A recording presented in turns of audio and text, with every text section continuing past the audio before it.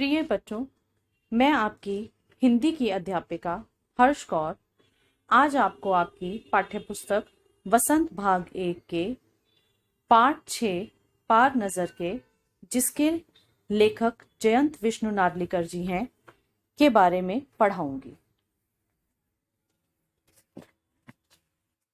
आइए शुरू करते हैं। वह एक सुरंग नुमा रास्ता था। आम आदमी के लिए इस रास्ते से होते हुए जाने की मनाही थी, लेकिन छोटू ने एक दिन अपने पापा का सिक्योरिटी पास लिया और उस सुरंग नुमा रास्ते की तरफ निकल पड़ा। छोटू, कितनी बार कहा है तुमसे कि उस तरफ मत जाया करो, उसकी माँ ने छोटू को समझाया। छोटू ने प्रश्न किया, फिर पापा क्यों जाते हैं उस तरफ रोज रोज? तब उसकी माँ ने कहा, पापा को काम पर जाना होता है। रोजाना छोटू और उसकी माँ के बीच यही वार्तालाप हुआ करती। उस तरफ एक सुरंग नुमा रास्ता था और छोटू के पापा इसी सुरंग से होते हुए काम पर जाया करते थे। आम आदमी के लिए इस रास्ते से जाने की मनाही थी। चुनिंदा लोग ही इस सुरंग नुमा रास्ते का इस्तेमाल कर सकते थे और छोटू के पापा इन्हीं चुनिंदा लोगों में से एक थे। आज छुट्टी थी और छोटू के पापा घर पर ही आराम कर रहे थे।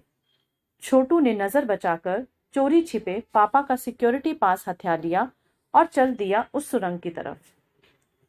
वैसे तो उनकी पूरी कॉलोनी ही, यानी कि छोटू की कॉलोनी ही, जमीन के नीचे बसी थी। यह जो सुरंग नुमा रास्ता था, अंदर दिए जल रहे थे और प्रवेश करने से पहले एक बंद दरवाजे का सामना करना पड़ता था। दरवाजे में एक खांचा बना हुआ था। छोटू ने खांचे में काट डाला, दरवाजा तुरंत खुल गया। छोटू ने जैसे ही सुरंग में प्रवेश किया, अंदर वाले खांचे में सिक्योरिटी पास आ पहुंचा।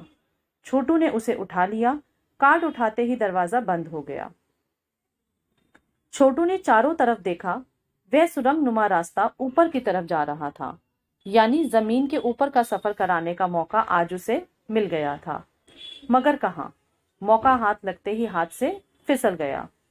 सुरंग में जगह जगह लगाए निरीक्षक यंत्रों की जानकारी छोटू को नहीं थी, मगर छोटू के प्रवेश करते ही पहले निरीक्षक यंत्र में संदेहास्पद स्थिति दर्शाने वाली हरकत हुई।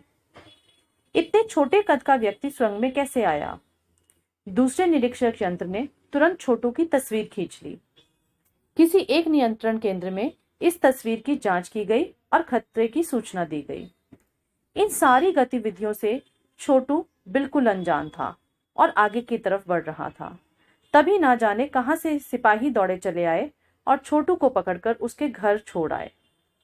घर पर माँ छोटू का इंतजार कर रही थी।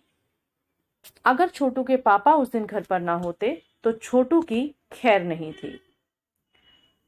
छोटू के पापा ने उसकी माँ से कहा, छोड़ो भी, मैं इसे समझा दूंगा सब, फिर वह ऐसी गलती कभी नहीं करेगा। इस तरह से छोटू के पापा ने छोटू को उसकी माँ की डांट से बचा लिया और बोले, छोटू, मैं जहाँ काम करता हूँ ना, वह क्षेत्र जमीन से ऊपर है। आम आदमी वहां नहीं जा सकता, क्योंकि वहां के माहौल में वह जी ही नहीं सकता। छोटू ने पूछा, तो फिर आप कैसे जाते हैं? उसके पिता ने बताया, मैं वहां एक खास किस्म का स्पेस सूट पहनकर जाता हूँ। इस स्पेस सूट से मुझे ऑक्सीजन मिलता है, जिससे मैं सांस लेता हूँ। इसी स्पेस सूट की वजह से बाहर की ठंड से मैं अपने आप को बचा सकता हूँ। खास किस्म के जूतों की वजह से जमीन के ऊपर मेरा चलना मुमकिन होता है। जमीन के ऊपर चलने फिरने के लिए हमें एक खास प्रकार के प्रशिक्षण दिया जाता है। छोटू यह सब सुन रहा था।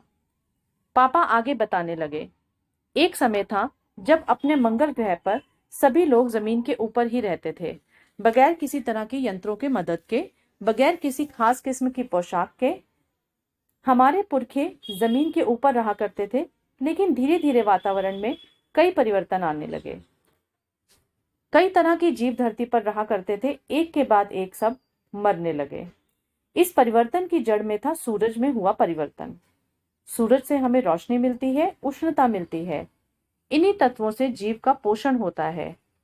सूरज में परिवर्तन होते ही यहाँ का प्राकृतिक संतुलन बिगड़ गया और प्रकृति के इस बदले हुए रूप का सामना करने में यहाँ के पशु पक्षी, पेड़ पौधे और अन्य जीव असफल साबित हुए। केवल हमारे पूर्वजों ने ही इस स्थिति का सामना किया। अपने तकनीकी ज्ञान के आधार पर हमने जमीन के नीचे अपना घर बना लिया। जमीन के ऊपर लगे विभिन्न यंत्रों के सहारे हम सूर्य शक्ति, सूरज की रोशनी और गर्मी का इस्तेमाल करते आ रहे हैं। उन्हीं यंत्रों के सहारे हम यहाँ जमीन के नीचे जी रहे हैं।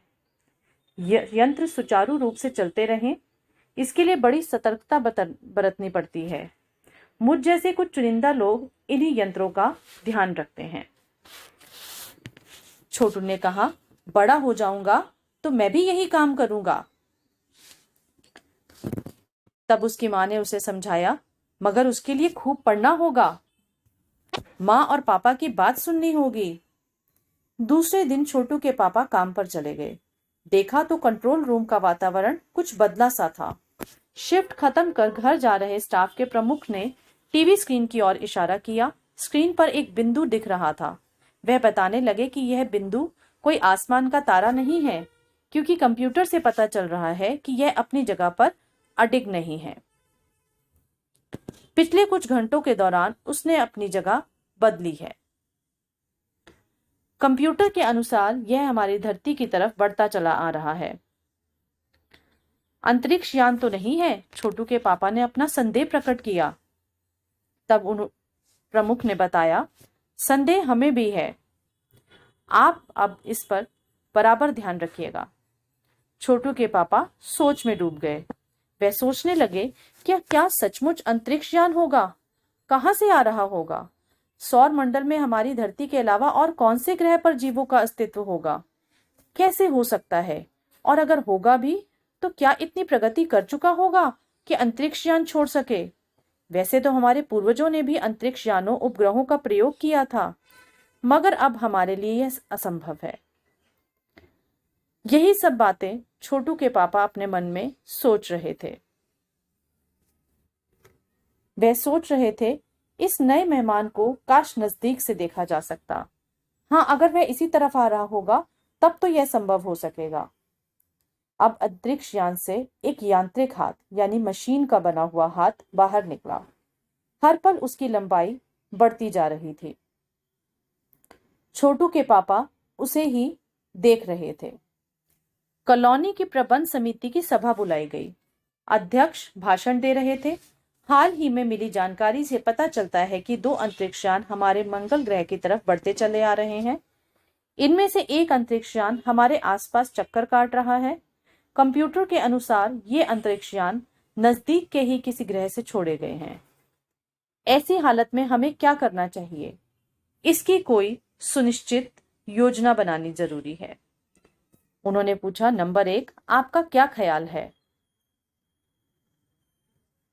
कॉलोनी की पूरी सुरक्षा की जिम्मेदारी नंबर 1 पर ही थी। उन्होंने कुछ कागज समेटते हुए बोलना शुरू किया और कहा, इन दोनों अंतरिक्ष यानों को जलाकर खाक करने की क्षमता हम रखते हैं, मगर इससे हमें कोई जानकारी हासिल नहीं हो सकेगी। अंतरिक्ष यान बेकार कर जमीन पर उतरने पर मजबूर कर देने वाले यंत्र भी हमारे पास नहीं है। हालांकि अगर ये अंतरिक्ष खुद ब खुद जमीन पर उतरते हैं तो उन्हें बेकार कर देने की क्षमता हम में अवश्य है। मेरी जानकारी के अनुसार इन अंतरिक्ष यानों में सिर्फ यंत्र हैं, कोई जीव इनमें सवार नहीं है। नंबर 1 ने अपनी बात पूरी की। नंबर 1 की बात सही लगती है, नंबर 2 बोले। नंबर 2 एक वैज्ञानिक थे। वे बोले, हालांकि यंत्रों को बेकार कर देने में भी खतरा है। इनके बेकार होते ही दूसरे ग्रह के लोग हमारे बारे में जान जाएंगे। इसलिए मेरी राय है, हमें सिर्फ अवलोकन करते रहना चाहिए। जहां तक हो सके हमें अपने अस्तित्व को छिपाए ही रखना चाहिए, क्योंकि हो सकता है जिन लोगों ने अंतरिक्ष यान भेजे हैं वे कल को इनसे भी बड़े सक्षम अंतरिक्ष यान भेजें। हमें यहाँ का प्रबंध कुछ इस तरह रखना चाहिए जिससे इन यंत्रों को यह गलतफहमी हो कि इस जमीन पर उनके लिए कुछ भी महत्वपूर्ण नहीं है जिससे वह लाभ उठा सकें। अध्यक्ष महोदय से मैं यह दरख्वास्त करता हूं कि इस तरह का प्रबंध हमारे यहाँ किया जाए। इस तरह से नंबर 2 ने अपनी बात पूरी की। नंबर 3 सामाजिक व्यवस्था का काम देखते थे। उनकी बात के जवाब में वह बोले। जैसे ही वह बोलने वाले थे, फोन की घंटी बज उठी। अध्यक्ष ने चोंगा उठाया। चोंगा अर्थात फोन का रिसीवर। 1 मिनट बाद सभा को संबोधित करते हुए उन्होंने कहा, भाइयों, अंतरिक्ष यान क्रमांक 1 हमारी जमीन पर उतर चुका है। वह दिन छोटू के लिए बड़ा ही महत्वपूर्ण दिन था। पापा उसे कंट्रोल रूम ले गए थे, जहां उसकी हमेशा जाने की इच्छा थी। यहां से अंतरिक्ष यान बिल्कुल साफ नजर आ रहा था। कैसा अजीब लग रहा है यहाँ। इसके अंदर क्या होगा पापा? छोटू ने पूछा। उसके पिता ने उत्तर दिया, अभी नहीं बताया जा सकता। दूर से ही उसका निरीक्षण जारी है। उस पर बराबर हमारा ध्यान है। उसके हर अंग पर हमारा नियंत्रण है। वक्त आने पर हम अगला कदम उठाएंगे। उन्होंने छोटू को एक कंसोल दिखाया जिस पर कई बटन थे। अब अंतरिक्ष यान से एक यांत्रिक हाथ बाहर निकला। हर पल उसकी लंबाई बढ़ती ही जा रही थी। वह शायद जमीन तक पहुंचकर मिट्टी उकेर लेना चाहता था, अर्थात मिट्टी खोद कर लेना चाहता था। सब लोग स्क्रीन पर दिखाई दे रही अंतरिक्ष यान की इस हरकत को ध्यान से देख रहे थे, सिवाय एक के, और वह था छोटू, क्योंकि छोटू का ध्यान कहीं और ही था। उसका ध्यान था कंसोल पैनल पर जो उसके पापा ने उसे दिखाया था। कंसोल का एक बटन दबाने की अपनी इच्छा को वह रोक नहीं पाया और लाल बटन को ना चाहते हुए भी उसने दबा दिया। अचानक खतरे की घंटी बजी। सबकी निगाहें कंसोल की तरफ मुड़ी। पापा ने छोटू को अपनी तरफ खींचते हुए एक जोरदार झापड़ रसीद कर दिया, अर्थात थप्पड़ लगा दिया, और लाल बटन को पूर्व स्थिति में ला रखा। मगर उस तरफ अब अंतरिक्ष यान के उस यांत्रिक हाथ की हरकत अचानक रुक गई थी, अर्थात यंत्र बेकार हो गया था। उधर पृथ्वी पर national aeronautics and space administration यानी कि नासा द्वारा प्रस्तुत वक्तव्य ने सबका ध्यान अपनी ओर आकर्षित कर लिया। मंगल की धरती पर उतरा यह अंतरिक्ष यान वाइकिंग अपना निर्धारित कार्य कर रहा है। हालांकि किसी अज्ञात कारणवश अंतरिक्ष यान का यांत्रिक हाथ बेकार हो गया है। नासा के तकनीशियन इस बारे में जांच कर रहे थे तथा इस यांत्रिक हाथ को दुरुस्त करने के प्रयास भी कर रहे हैं। इसके कुछ ही दिनों बाद पृथ्वी के सभी प्रमुख अखबारों में छपा, नासा के तकनीशियनों को रिमोट कंट्रोल के सहारे वाइकिंग को दुरुस्त करने में सफलता मिली है। यांत्रिक हाथ ने अब मंगल की मिट्टी के दूसरे नमूने इकट्ठे करने का काम शुरू कर दिया है। पृथ्वी के वैज्ञानिक मंगल की इस मिट्टी का अध्ययन करने के लिए बड़े ही उत्सुक थे।